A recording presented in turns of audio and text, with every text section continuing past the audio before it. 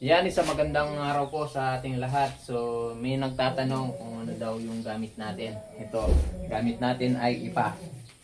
So, magluluto po tayo ngayon. Ito yung rice al o ipa. Balat ng palay. So, ito yung ating gagamitin. At may kahoy tayo black or siksik at meron din tayong papel at lighter. Ito yung ating pong gasifier. Nagpo-produce po siya ng yung gas. Nagiging blue po yung kanyang apoy. So samahan niyo po ako. Yan. Shout out po pala sa mga viewers po natin, mga kamarpe. So ito po. Talagay na natin yung ipa. Ipa lang yung gamit natin dito.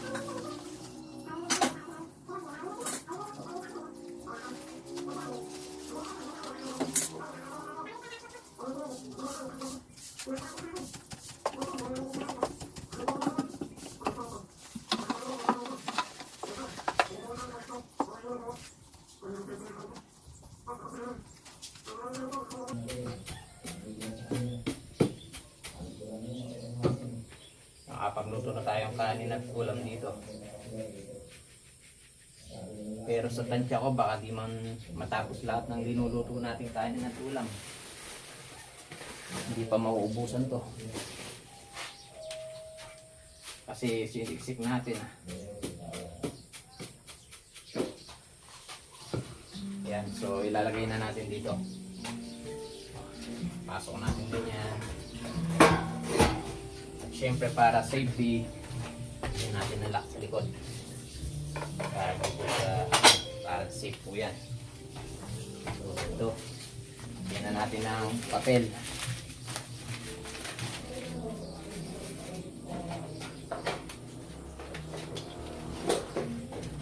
Saglit lang kung magpaapuyin yan. Saglit lang pahapuyin yan.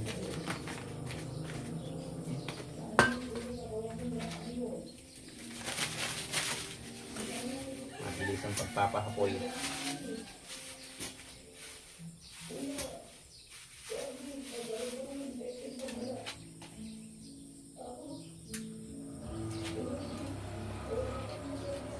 Ito, sindihan na natin.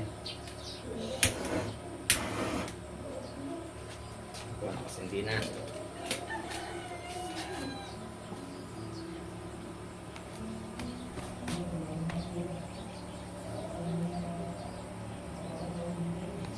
Bilis lang pong pagpapahapuyan. Tignan niyo po.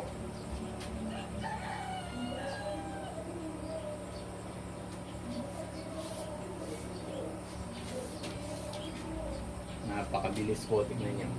Yan o. Sindihan nyo lang ng konti. Ayan, nag-aapoy na po. Ganyan po ka-effective po ang ating pong gasifier. So, i-improve pa po natin to para mas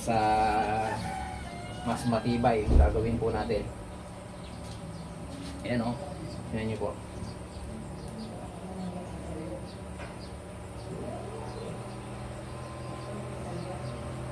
Para mas mabilis po yung niya. Tignan nyo.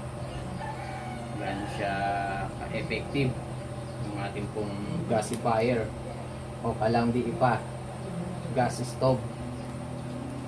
Ayan o. Wala pa pong takip yan pero nagbublo na. Kapit na po yan. At ito po yung ating pong burner. Ito yung burner, danad yung burner.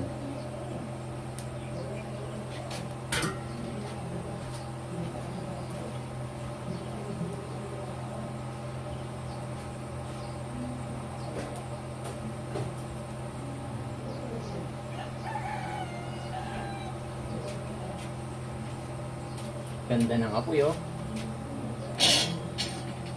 Napakagandang apoy naman yan oh. Tingnan nyo po guys. At ito ang ating may pakalat yung apoy.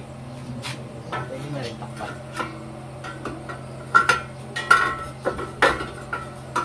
Yun. Kailangan may usok, mamaya wala nang usok yan.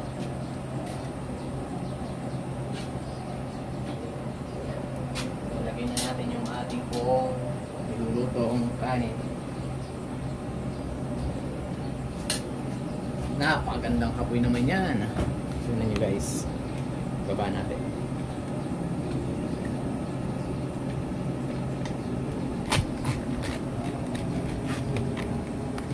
Yan.